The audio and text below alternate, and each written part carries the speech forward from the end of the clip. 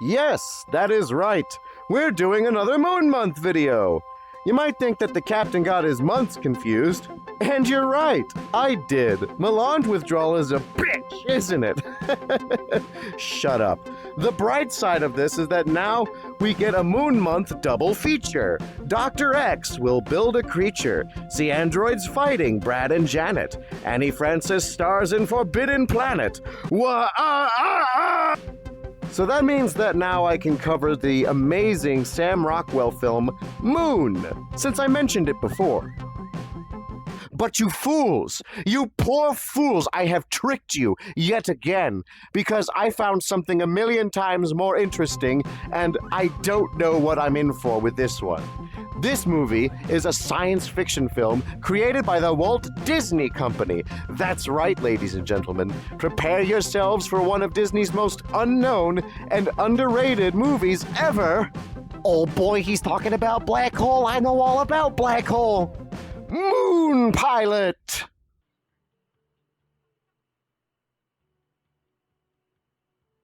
What?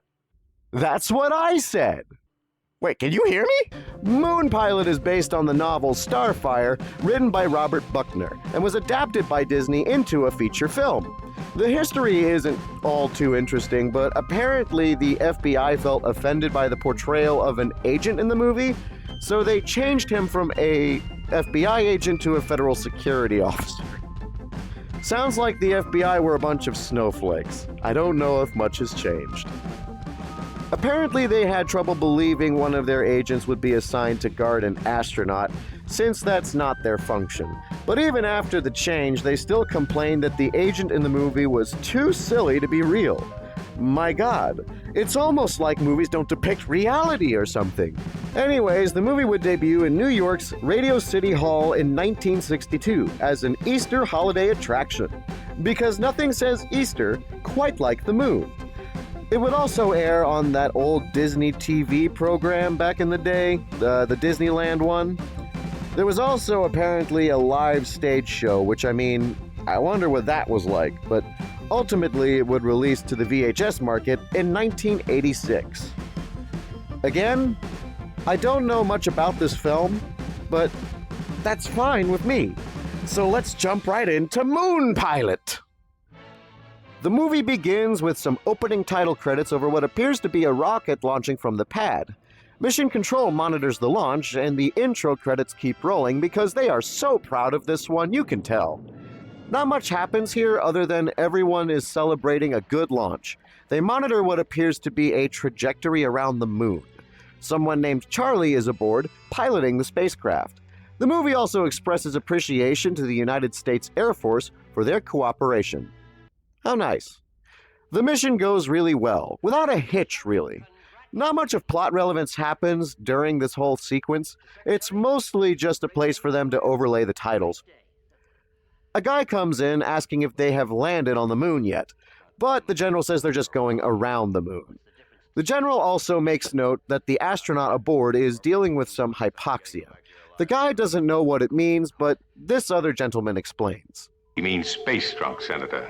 A combination of isolation, oxygen, and fear. Haven't you read our booklet, Simple Science for Senators? I didn't have time. Besides, my kid said it was juvenile. I'm going to love this movie, I can tell. Anyways, they reacquire the rocket, and the gentleman says they're going to shoot him down. What? Okay, so what he means by that is that they're going to bring him in for a landing. The term is splashdown, by the way. Nobody says shoot down. What the hell, Air Force? Whatever, the senator is worried more about his reputation since it's an election year. Re-entry goes off without a hitch, and Charlie is home. The recovery plane prepares to pick him up, but one of the Air Force recovery guys gets jelly legs because it turns out he's afraid of heights. Why are you here? It gets weirder, though, because the movie decides that instead of letting the capsule land in the ocean, like they normally do, it would be much better to just catch the capsule midair.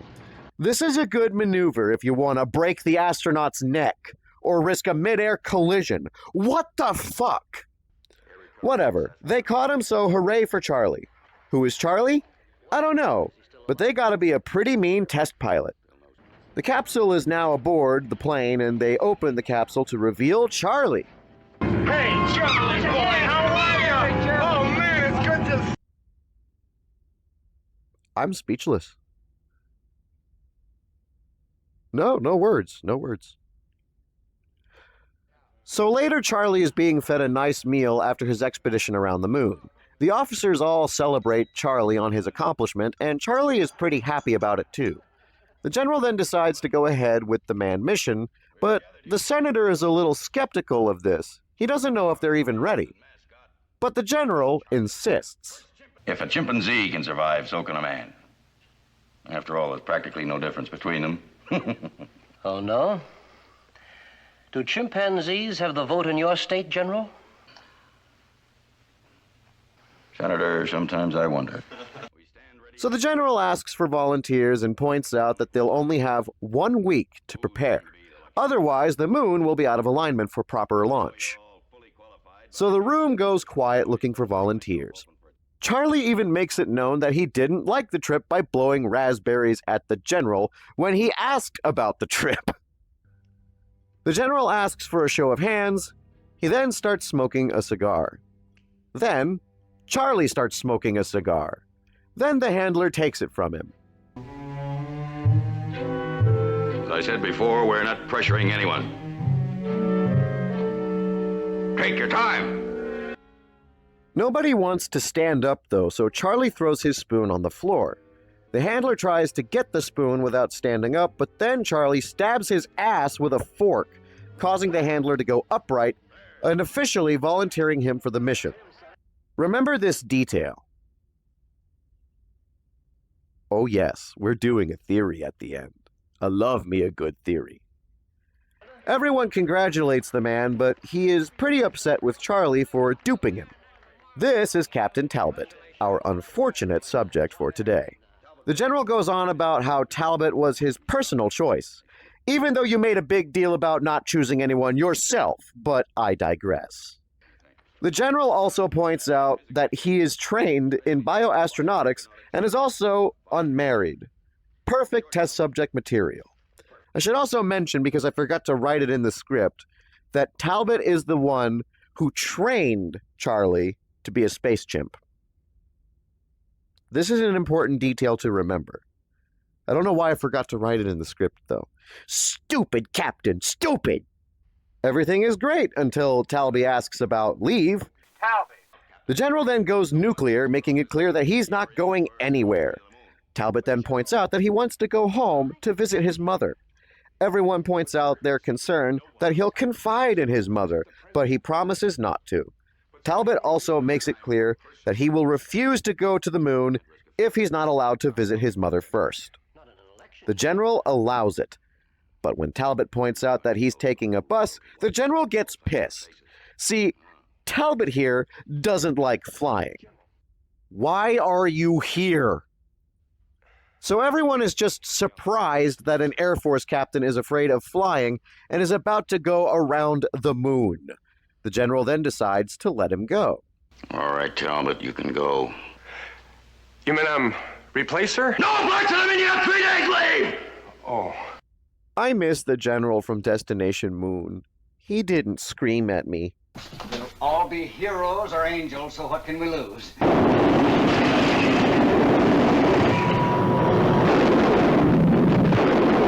Talbot is ready to leave, but the model rocket sitting on the desk sends shivers down his spine. That's nothing compared to what the launch would do. A trip to the moon could cure scoliosis, potentially. I'm not a doctor. So Talbot decides to visit Charlie and starts asking him questions like, what was the worst part? I am half expecting Charlie to just stand up and give a big detailed speech, recalling his journey around the moon. But I suppose Charlie punching Talbot in the face and going on a chimpanzee rampage is also an appropriate response. Now, Charlie. Come on now, Charlie. Charlie, put that down. Hey, Charlie!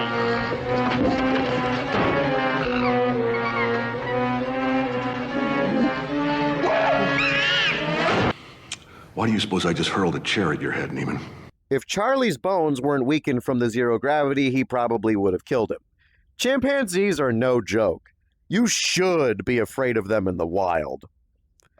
Talbot is concerned about Charlie and informs the general that he's gone crazy, but the general brushes it off, telling Talbot to suck it up. He gives Talbot some instructions on paper for his 3-day leave, and more officers enter the room. I'm assuming these are flight surgeons, but they tell him to stay abstinent and avoid tobacco and alcohol. He's also instructed to eat nothing but nutrient paste to acquaint his body with the food for the trip. The general then instructs the woman to leave because, of course, she's the one who has to leave, and the 2 remaining surgeons, who are both men, tell Talbot to avoid emotional upsets or involvements.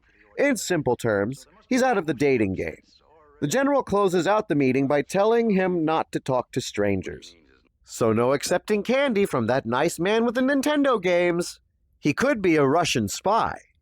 Talbot is now on his flight, that he hates, when a woman in a purple dress approaches him, offering him a mint to help him relax, but he brushes it off. The lady insists, however. Oh, please keep them. You may need them again.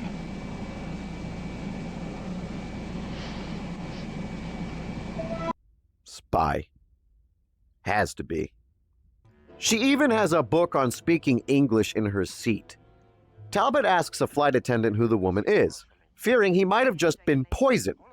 The woman's name is Leray, according to her information. But after speaking with the flight attendant, the mints kick in, and he feels much better. I wonder where she is from. Why? Huh? Why do you wish to know where I am from? I didn't say a word. Oh, excuse me. I thought you did. Did she just read his mind?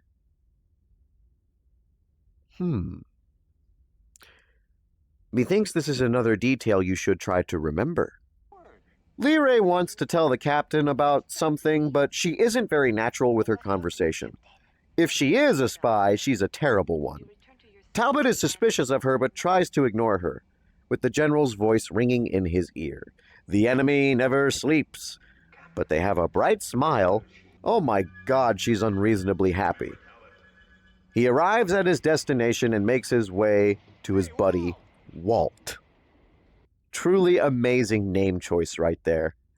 Leray rushes out, though, urgently wanting to speak with Talbot, but Talbot tells Walt to drive, man, drive! They chat in the car as Walt tells Talbot that he's working for a dairy company or something. Talbot keeps his moon mission a secret, but he really isn't enjoying himself right now. Walt says he's planning to be on a date soon and asks if he wants to hook Talbot up, but Talbot declines due to his mandatory government-issued celibacy order. He arrives at his mother's, and this bit of soundtrack, I swear to God, was everywhere in movies from back then. It's called Home Sweet Home. I don't know where it's from or who wrote it, but the Royal Philharmonic Orchestra performed it, and I found a YouTube video with the music.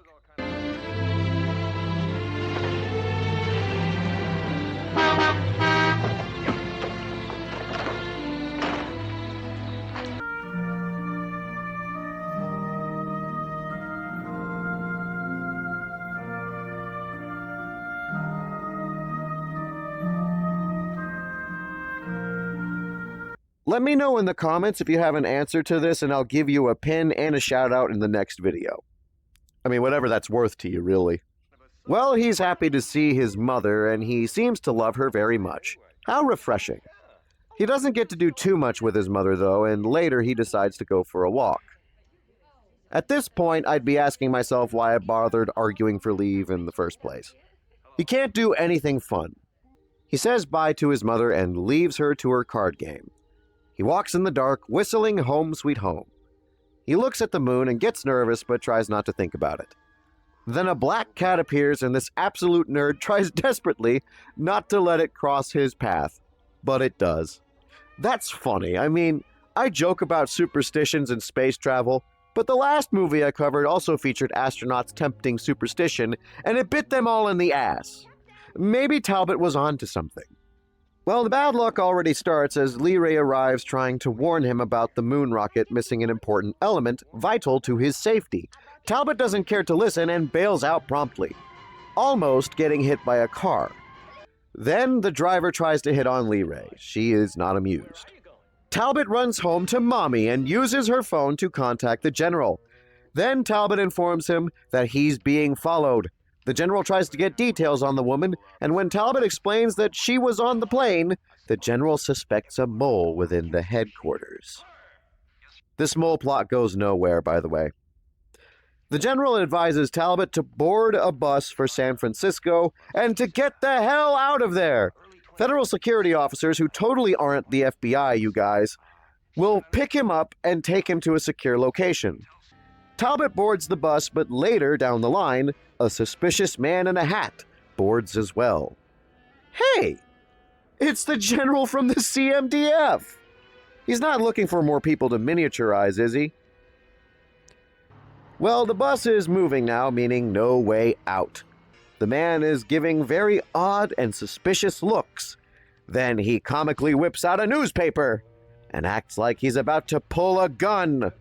But it's just a badge. His name is Agent McCloskey, totally not from the FBI. McCloskey questions Talbot for clues on the spy woman, which Talbot complies to, but then McCloskey starts getting nosy and asking about what the big deal is with the Air Force right now. Talbot almost lets it slip, but he stops himself and says it's classified. McCloskey is confused, but he goes with it. It's not part of his job, he just wants to be nosy. After the bus arrives, they move Talbot into a car and leave the scene. The driver says someone ID'd the woman based on the man who nearly ran over Talbot earlier. Apparently, after that scene, the last thing he remembers was waking up somewhere else at 3 a.m., running in circles. What the fuck happened to that man? Remember him. Do remember him. McCloskey hands over those mints and tells the driver to have the lab run tests on it and to find an antidote. So far, they aren't too incompetent. I don't get what the FBI was complaining about. I mean, not that these are FBI agents or anything. Yeah. They make it to the safe house and head for the elevator. You made sure we won't be bothered? Yes, sir, you're in the bridal suite. McCloskey assures Talbot that he won't be found here, and he's really proud of it. I know he's not FBI, but I find endearment in any character that takes that much pride in their work. Talbot takes a seat as the agents make a clean sweep of the room to make sure nobody made it in before them. Talbot uses the phone to call the Air Force Base, which I'm now learning is called McCord.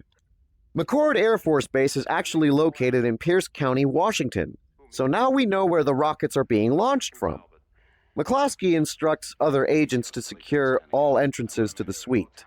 Then Talbot asks for some privacy, but McCloskey says it doesn't matter because he already bugged the phone line, so he'll know anyways.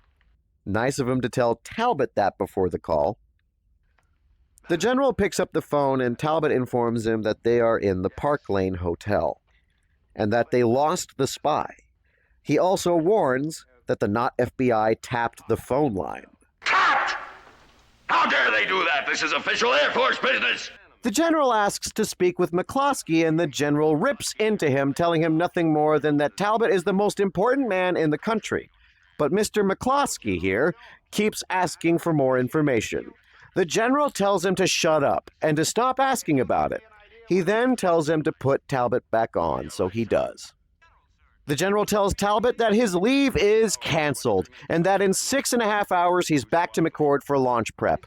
He orders Talbot to go to bed, and McCloskey tries again to get details out of Talbot. I may be Bush, Mr. McCloskey, but I'm not that bushed. We're entrusted with the security of the entire United States, and they don't tell me a thing. Exactly! It's not like the FBI would keep secrets from us, right? So McCloskey enjoys this car chase on the television, and a honeymoon dinner arrives for him. But he can't seem to look away from such thrilling action. He tells Talbot that dinner is ready, and he comes out to eat. But then he remembers he's not allowed to eat anything because of the nutrient paste and such. So he's upset now. Going to the moon isn't an easy thing, and this movie really lightens up the more difficult aspects of being an astronaut. You know, things like accepting your fate no matter how dire. Honestly, thinking about that would make me less worried about not eating, because my mind would be racing with variables like, is the oxygen going to run out while I'm up there? Will I be able to get back safely? Am I going to explode? Implode? Is it going to be gentle like huffing tailpipe fumes, or is it going to be like a Dead Space animation? The mystery is half the fun! And the dread.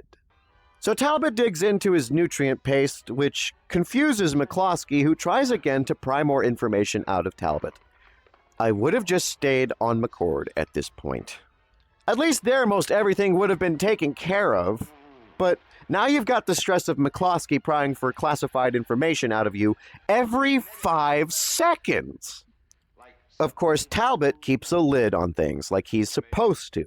But he at least apologizes and explains it's nothing personal. That's kind of how it's like to keep classified information in the real world. It's not just spooky guys in suits and hats keeping secrets. Sometimes it's Talbot, and he seems to be a nice guy. He just wants to do his best, even if he hates what he's doing. Well, McCloskey snatches up a pink paper with a note from Leray, and it says for Talbot to stop avoiding her. And Talbot and McCloskey realize that she's here, and with urgency, McCloskey leaves the room to search the perimeter, while Fiona here gets locked away in her tower. Talbot tries to make sense of it all, but he decides a shower is in order. Showers also help me to think, but Talbot's shower comes with a free spy woman who found her way into the apartment without being noticed. My God, what is happening? Captain Talbot! Captain Talbot! Captain Talbot! Woo! What the fuck is this bitch?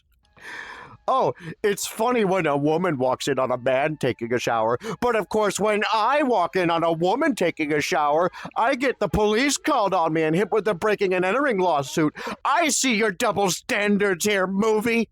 She said she was in the room next door since it didn't have anybody in it. That door was locked. I checked it myself. Yes, I know.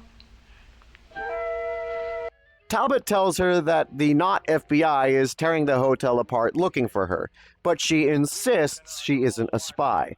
After searching her purse and finding no weapons, he hears her out, albeit with little patience. Leray explains that the job of a spy is to get information.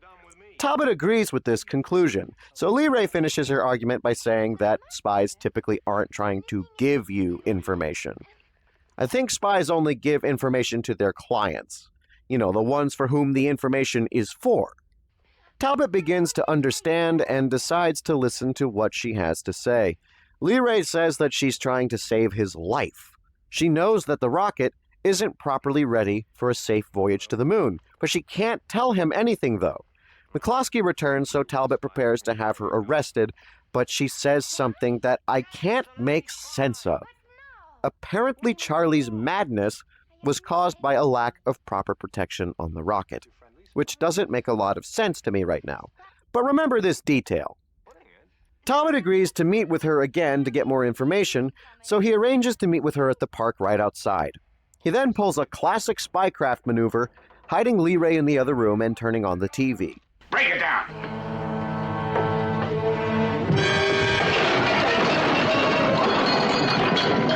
McCloskey searches the area and finds nothing. The shower was on, however, so that could explain what took Talbot so long to open the door, but McCloskey is certain that he heard a female voice. He questions Talbot about where she went, but once he hears a female voice on the television, that pretty much wraps up his suspicions. Baby, I love you. No. Oh, no.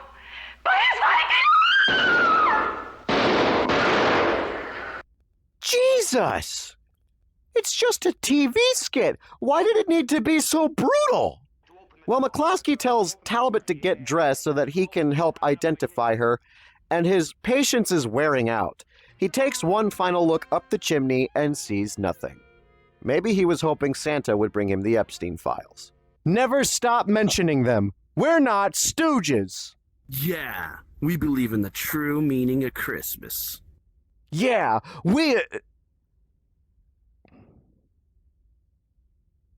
What? Remy, that's Scrooge. Oh, well, wait. Weren't you just talking about Christmas? Why would you think I was talking about Christmas? You mentioned Santa. But yeah, I was using him for a joke. Well, why are you making jokes with Santa? It's really out of season. It's July. Or did you forget again? Don't you dare bring that up again. It was one video ago. Remy, shut up and get back to your post. Fine. Engine's on fire anyways. What? McCloskey gets on a phone and instructs an agent to take that note from earlier to the lab. He tells headquarters that they might have a spy trapped in the hotel somewhere and asks for all files on female spies they have on record. Talbot gets dressed. McCloskey warns of a crowd in the lobby and they all head down escorting Talbot. Don't worry, this one's closing with a bang.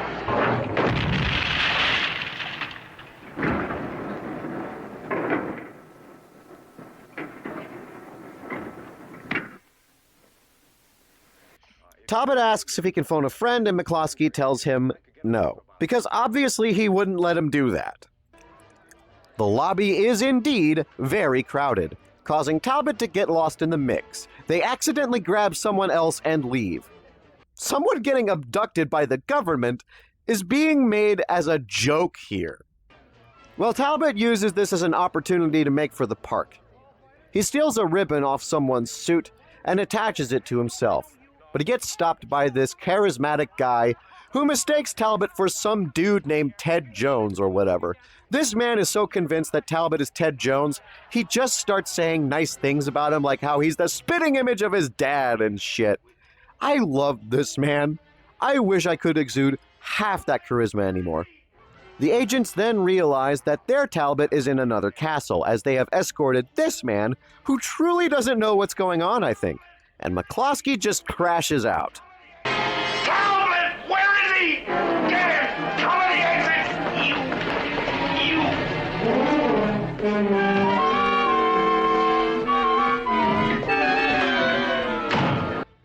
Talbot makes it out of the hotel and makes his way to meet with Lee Ray. He makes it to the park with the general's voice ringing in the back of his head. He seems to reserve some doubts here. Maybe he's wise to do that. But he waits, and Lee Ray arrives, startling him like she does every time she meets him. They sit at a bench and Talbot demands answers. Lee Ray hands him a paper with information about a coating that needs to be used on the rocket to protect the occupants. It mentions beryllium, which is an element used mostly for its lightweight and high-strength properties, which makes it ideal for space engineering and bypassing rocket weight limitations. It also mentions cesium, which is mostly used for atomic clocks. These are used for precision timekeeping for scientists during experiments. That was a mouthful. Beryllium and cesium are both metals, but belong to different groups in the periodic table and are vastly different in their properties. In fact, combining these two things, according to a quick Google search, doesn't seem to really amount to anything happening. Nothing useful would be formed as a result, and there most likely wouldn't even be a chemical reaction, though it would depend on the conditions, I suppose. I think cesium might be reactive enough. I'm not much for chemistry, though. Maybe someone else might have a better take. By interacting with this video, you help me boost up in the algorithm just a little bit more. Like, comment, and subscribe. Or else. As far as blocking radiation, I think it would offer some degree of protection, but it's not a common practice, and isn't really recommended, because it simply wouldn't help enough. Not to mention beryllium is toxic. Lee Ray wants them to rub toxic metallic goop on the rocket so that Talbot can have just a smidge of protection from radiation. While we're at it, why don't we just build the capsule out of asbestos? The note also mentions infusing the coating with aniline and talvidine. Aniline is used in things like dyes, polymers, rubbers, paracetamol, acetaminophen, herbicides. It's an element that has a range of uses. As for talvidine, I Googled it. I found nothing. What the hell? Now you might think this is meaningless technobabble. And you're right. But I'm choosing to pay attention to this because it all goes into my theory. I need all the data that I can get. Remember this detail. Lee Ray says this is to protect Talbot from the proton rays, which is what made Charlie go crazy. I'm not buying it. But Talbot is convinced. And so now the question is, how are they going to convince the Air Force to implement the coding with their design? He can't just say that the spy that's been following him said so, and chemistry isn't his specialty. They'll know he's lying if he says that he's the one who came up with the coding. Talbot asks who she is and where she's from.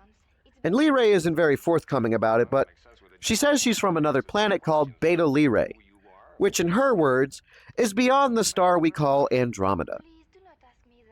Andromeda is a galaxy. Galaxies are made up of many stars.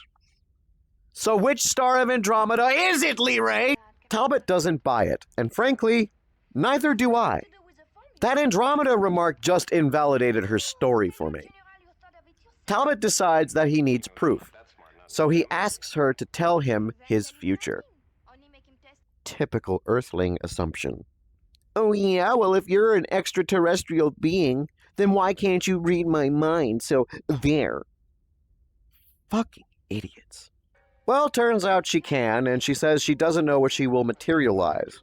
At first, it seems like nothing is happening, but then a child appears in front of him. The kid's name is Richmond, which is also Talbot's first name, and apparently he's his son in the future. Not buying this either. The child vanishes before his eyes, so this was a materialized projection. But I don't think that counts as telling a fortune. Methinks this is a ploy. It's enough for Talbot, however, so he takes Lee Ray to make a phone call to the general.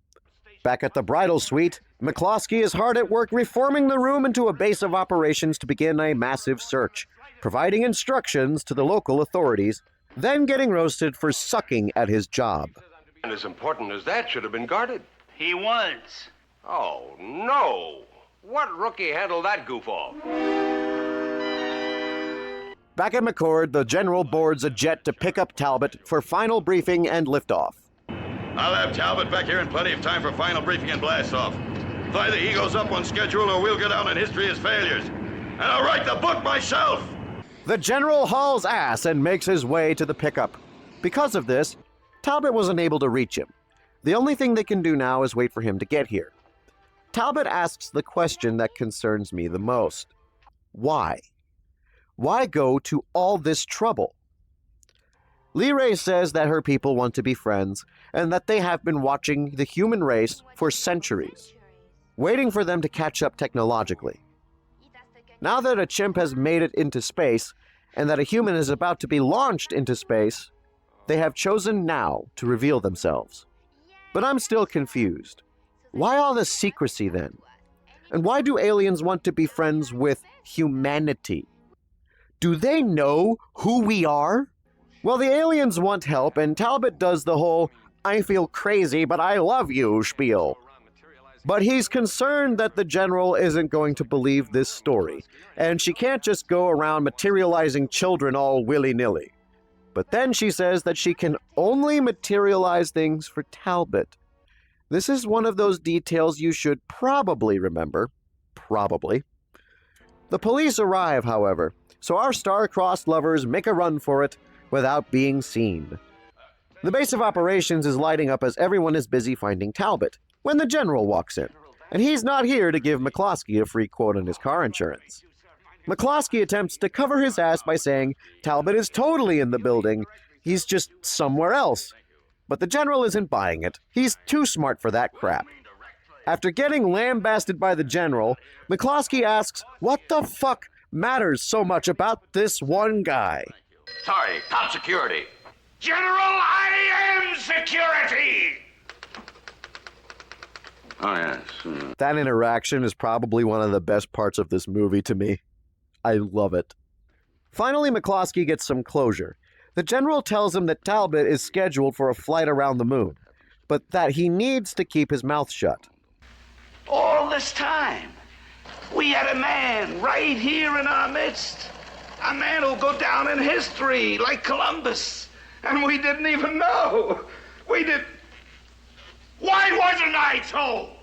What is it with old space movies and Columbus? We're not going to the moon to spread smallpox.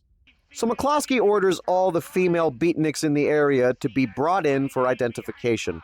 Meanwhile, Lee Ray is speaking to Talbot and gets confused since Talbot is making the general out to be unreasonable. Apparently because the general isn't going to accept this data at face value, that is considered unreasonable. But that's also what generals do.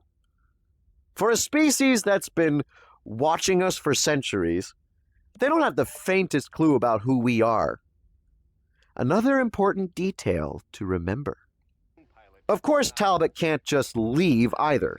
After all, think of the headlines. Even though this is all top secret information right now. Talbot, what the fuck? Talbot becomes concerned about Lee Ray's situation, but she assures Talbot that she'll be all right.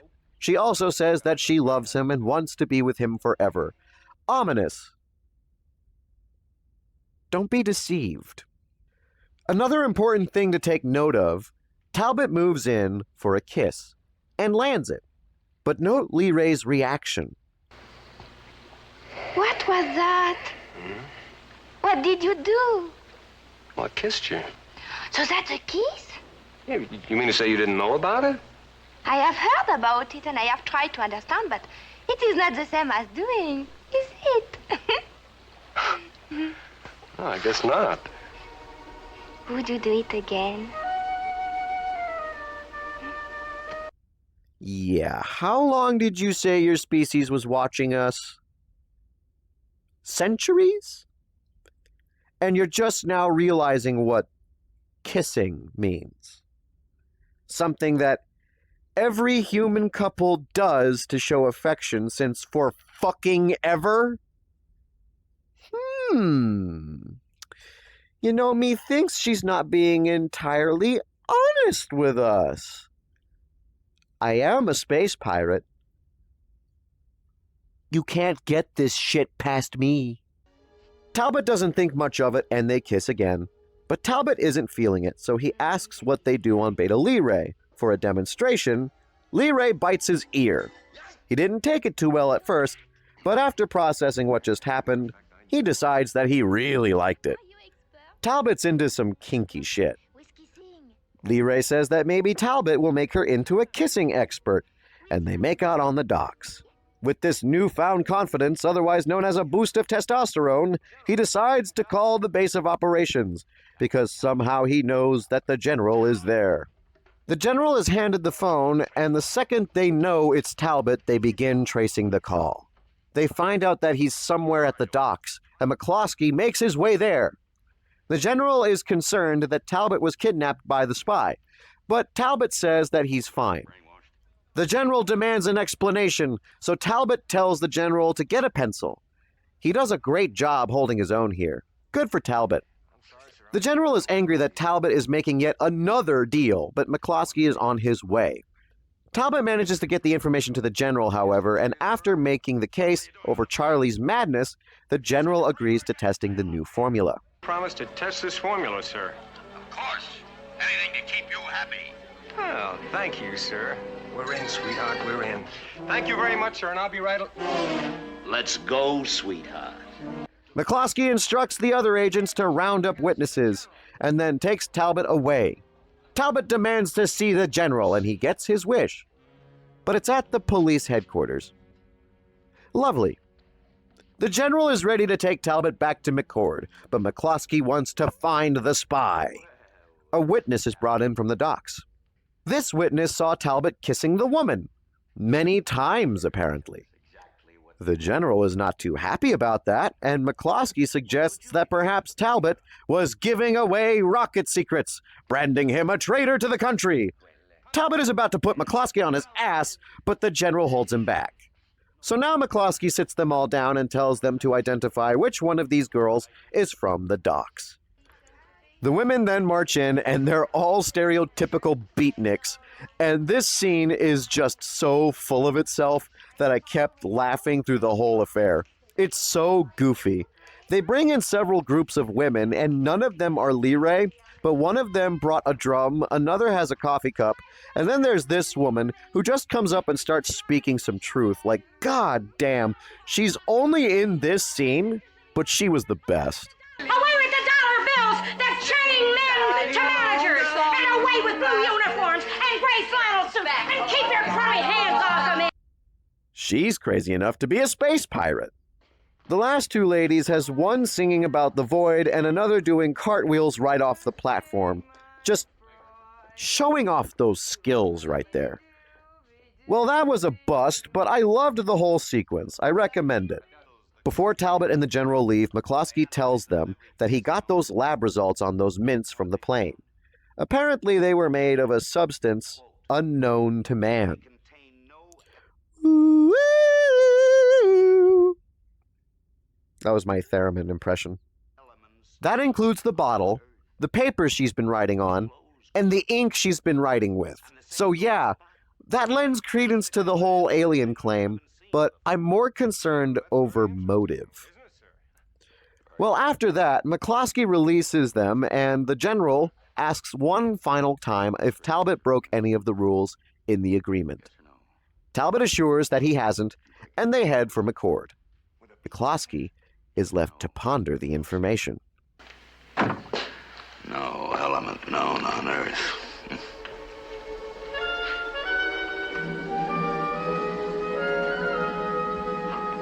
No, couldn't be. Well, the day is here, and the rocket is ready for launch. The countdown ends, and off he goes. I'm just gonna say it now. Destination Moon's rocket launch looked way better. Well, the rocket makes it to space, and after one big launch, he's on his way to the moon. So I guess they're using the direct ascent method. Everyone is celebrating as Talbot looks at this very blue rendition of the Earth. Destination Moon absolutely did that better too. He says he feels a tad lonesome, but that he thinks his spaceship knows which way to go. He wants to tell Lee Ray that he loves her very much, but I think she knows, considering she's on board. Talbot asks how she got here, and she said that they have ways of doing things that she will teach him. Mission Control hears this, by the way, and is completely baffled. You're not prepared for this ending, guys. At first, they thought his voice changed, but then they realize it's another person in the capsule with him. A woman, no less. Dear God, are they mad? Women don't know how to drive a rocket. Whoa! I'm obviously kidding. I feel like I need to point that out. We live in weird times. Lee Ray says that the moon is boring and that Talbot should take the rocket to Beta Lee Ray. The General keeps screaming for Talbot, but he turns off his radio. Then she starts singing. And this entire movie didn't ever identify as a musical, it just is now. At the end of the fucking movie! So Talbot gets back on with the General and tells him that the moon is boring, so he's going to Beta Lee Ray. After all, the moon is lacking 3 key things for happiness. No beer, no babes, no baseball. You got it. The General loses his shit, and the Senator freaks out when he hears that Beta Lee Ray has 7 moons made for, quote, love, unquote. What the fuck is going on at Beta Lee Ray? He asks the General to tell his mother he'll have a big surprise for her when he gets back, and then says goodbye, hanging up for the final time in the movie. Say goodbye to the General there. Goodbye, General dear. McCord, fired Talbot! The General loses his shit again as the 7 Moons of Love song plays and the rocket heads into space, ending the movie. 7 moons of love, 7 times the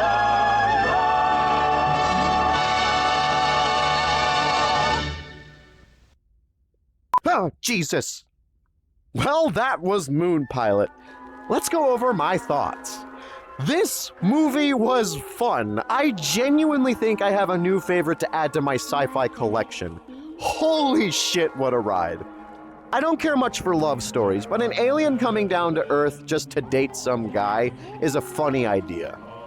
It gets my sense of humor, as most of the government agents, while being somewhat competent, also fumble the ball constantly at the second half. And it's also funny watching these government workers from different branches and departments trying to work together but not getting along. It's so realistic for a farce comedy. And that little bit of immersion made some of the more goofy moments hit even harder. I love that contrast. All of the characters are great. You have the general who yells a lot, an agent who never gets told any secrets, and an Air Force captain who's afraid of flying. Like, the jokes write themselves at this point. But the true star of the show is Lee Ray herself. She comes off as absolutely delightful. She just wants to have a good time while she's on Earth, and she has this childlike naivety to things that is just adorable. But the thing I love the most about her is how she just keeps appearing out of fucking nowhere and being all nonchalant about it. It's not a space adventure though, and there's not a lot of crew dynamics or rocket facts to talk about, but I enjoyed sitting down and watching something that was made to just be a feel-good movie. And it seems to get my sense of humor, so it gets bonus points for that. I definitely would recommend you give this movie a watch. I know my review at the end is kinda short, but that's because I want to jump into that theory I told you about. So Wuffwick showed me this world the other night, and I love it so much that this is going to be the new theory room. So, thank you, Wuffwick. This is really cool. Now, let's start with the obvious question. Is Lee Ray an alien?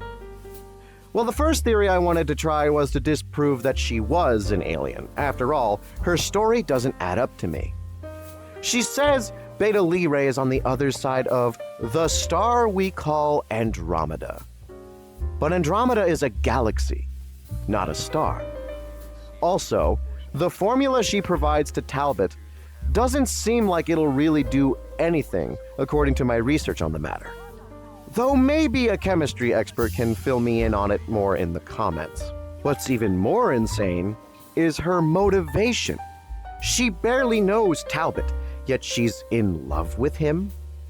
She even went through the effort of materializing an imaginary child and having it say it was Talbot's son. I say it because it was a projection. In fact, not a real boy.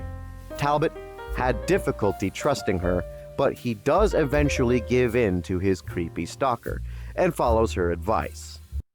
Oh, I see. When a woman stalks a man, it's cute, but when I stalk a woman, I get called a creep and get pepper sprayed in the eyes.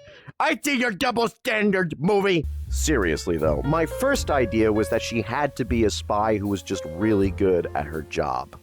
And the formula that she provided might have had an undesired effect, causing Talbot to hallucinate that Lee Ray was with him in the rocket, causing Talbot to miss the moon and suffocate in his capsule. Makes some sense, right? Except no. It's not that simple. It never is. Because ground control at McCord was able to hear Lee Ray over the radio, she was in the capsule. That projection of the child couldn't be possible with the technology at the time. So if we are to believe what the movie is insisting, Lee Ray is an alien. But then why did she convince Talbot to abandon his mission? At the docks, she says this line. Maybe I'll decide I won't even call him. You must. It is your duty to your country. I know. To the whole universe. To me. Our future together. Now, what do you think she means by all of this, I wonder? Lee Ray in this line is suggesting that she wants the mission to go well. That mission being a trip around the moon. Yet once the rocket is spaceborne, she uses her womanly charms and tells Talbot to abandon the mission so he can go play with the moons around Beta Lyrae. I don't think that's going to happen, though, because if Beta Lyrae is beyond Andromeda, they will have to leave the galaxy to get to it. And I may not work for NASA, but those rockets simply wouldn't have the fuel to even get out of this solar system, let alone travel the stars and other galaxies. So what is going on here? Why is she now dooming our dear moon pilot to be lost to the void? Also, Talvadyne is not a thing that exists, as far as I know. So what is it, and how did the Air Force test it? Maybe there was a formula for this Talvadyne provided on the note, but what does it do?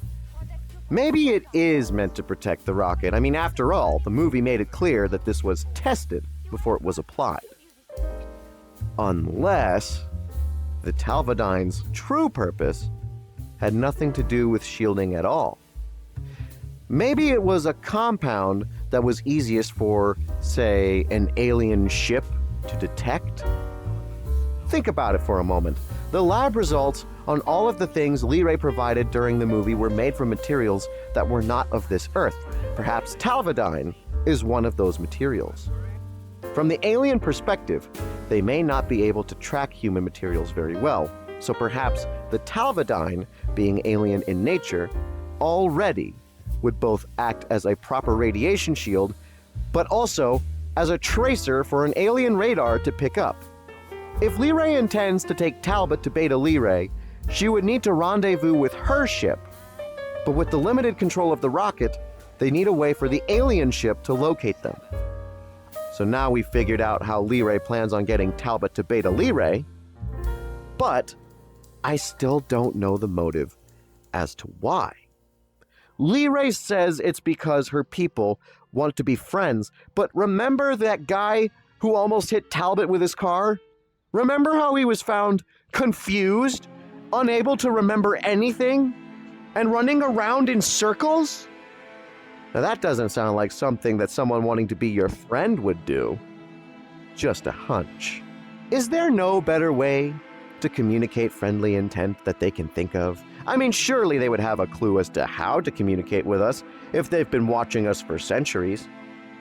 But then explain the naivety to human customs and military structure, and the book on how to speak English. I don't think they have been watching us that long.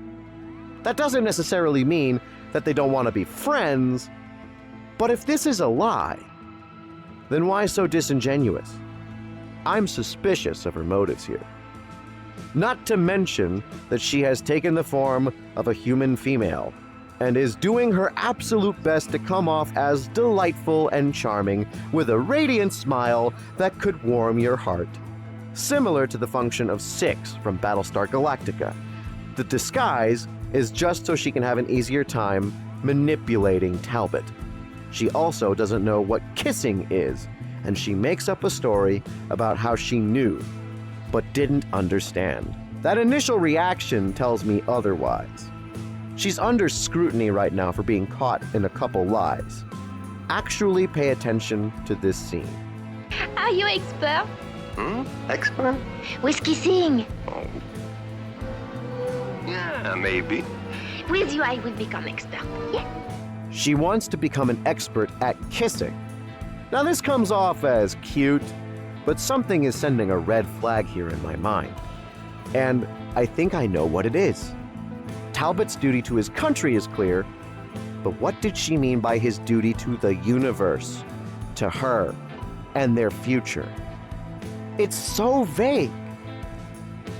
Also, why is she so obsessed with Talbot? Well, perhaps she just wants to learn about humanity. She's curious. But what is she looking to learn? Well, she wants to learn kissing. And what is kissing? A sign of affection, a human custom that has existed for centuries.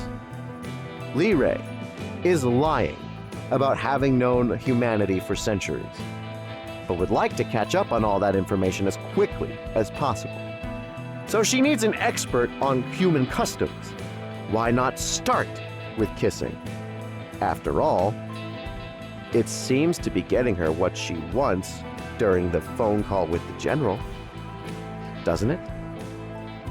She is using the power of the human kiss to manipulate Talbot into demanding the General to change the formula on the rocket coating with this slop formula so that the Talvodyne can do its job.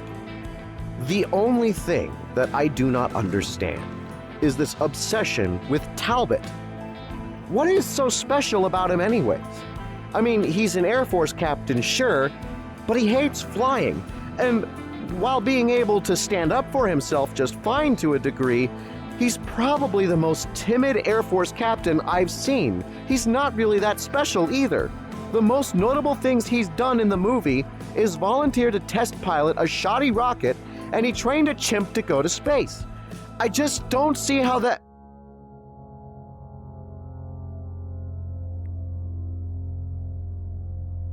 Wait a minute. Chimp. Space. Oh my God. Space chimps! No, that's stupid. Unless...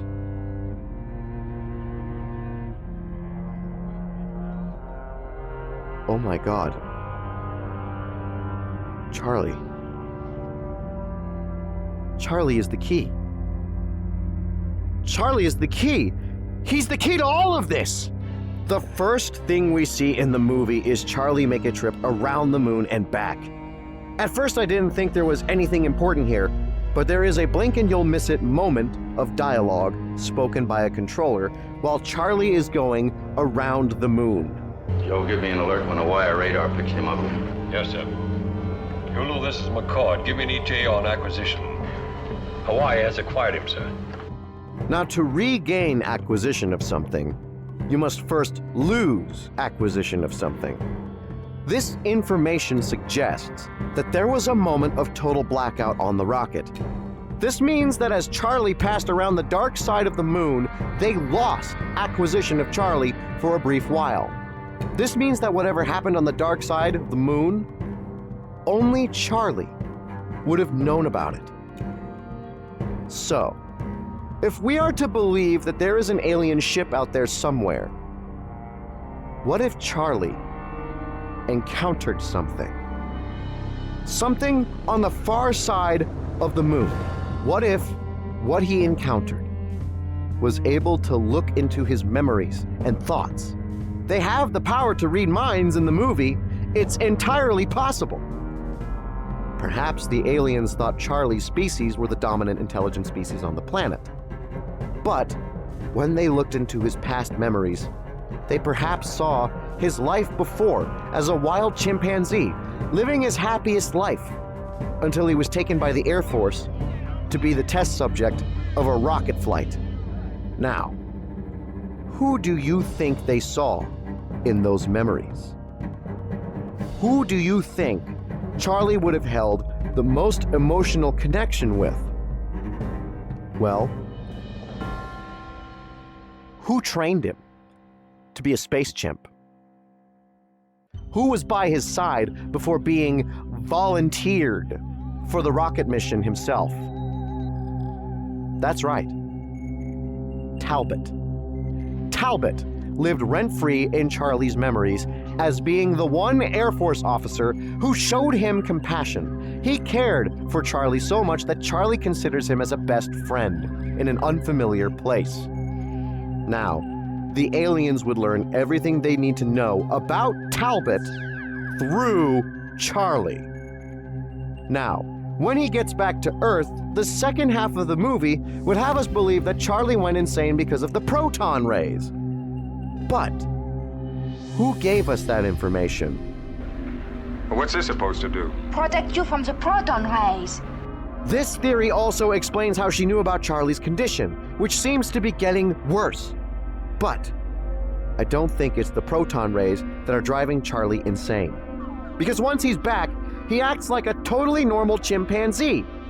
but try to remember, what was the catalyst that got Talbot placed on the mission to begin with?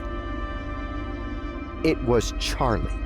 Charlie stabbed Talbot with a fork, causing him to stand up and volunteer for the mission. Charlie was still perfectly fine, but it's the scene after the dinner where Talbot is speaking with Charlie just like you would speak with your best friend, and this is when Charlie begins to get violent. But he's a chimpanzee. He could just rip Talbot's face off. Now, I know I joked about his bones weakening from the zero gravity, but I don't know if he was in space for that long. Charlie is holding back, but still trying to hurt Talbot. Maybe it's because Charlie knew something. Maybe Charlie knew what the aliens wanted with Talbot, and he was trying to protect his friend by doing whatever he could to keep him from getting on the rocket, even if it meant injuring him to get him taken off the flight. But after Talbot closes the door, we never see Charlie again. The only thing we hear about Charlie is that his condition is worse. You didn't expect a tragedy of friendship with your love story, did you? So now that we have all of the data, what does this new timeline actually look like? 1. Charlie makes first contact with alien mind probe. 2. Charlie is given telepathic instructions to ensure Talbot is on the flight. 3. Talbot is volunteered after Charlie completes his orders. 4. Charlie fails to save his best friend and suffers in anguish for what he is allowed to happen. 5. Talbot asks for leave, immediately making him vulnerable to an alien spy disguised as a beautiful woman. 6. She follows Talbot by planting a tracker. What tracker? Well, remember those mints I mentioned? They were actually pills, and he ingested one of them. The tracker was in the pill. 7. She only catches him with nobody else around. No voice of reason for him to listen to. Only her voice. 8. She relays the instructions in a believable way to ensure no suspicions. Sure, she could mind control Talbot like what happened to Charlie, but humans could catch on to one of their fellow humans under that kind of influence, where it's more subtle with a chimp. 9. She ensures he follows through with the instruction through manipulation tactics that she is learning. Finally, 10. After a successful launching of the rocket, Lee Ray teleports into the capsule and sings to him her siren song, luring him into the void for her ship to claim its prize. A prime subject to study, man and his ultimate machine, now in the hands of alien beings. If they even have hands. Or maybe I'm just overthinking a silly romance story. Share your thoughts in the comments below. This is the captain, signing off. Did we overshoot our landing zone? I don't know, sir, but I feel like I might be getting sick. Oh no. Wait. Everything is just Wait, please tell me you can't be getting sick. My controls are locked out. You are the only one that can fly this thing. Hold on. I can't touch anything. Wait. Your nose. You said you knew what you were doing. Why did I trust you? Remy!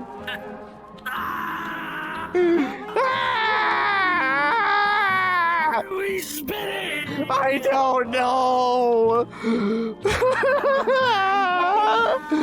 Somebody call Mommy! Where's the Earth? I can't see the Earth anymore! The Earth is gone! Where are the stars? The stars are gone! Houston! Houston, the stars are gone! Hold on. Let me fire the engine, Captain. Holy shit! Remy! Remy! Remy, you put us into a death spin, you fool! I'm trying to get us out of it. My controls are locked. Cutting engine, sir. Hold on. Button. Button? Button. I clicked button. You clicked button. No. What is it? What does 1201 mean? Oh, that's it's time for lunch. Oh. Should we be concerned about that master alarm? Nah. Are you It's just the fire in the oxygen tank again. Remy, where? That's urgent. Shit. God damn it, Remy! Why don't you ever tell me these things when I need to hear them?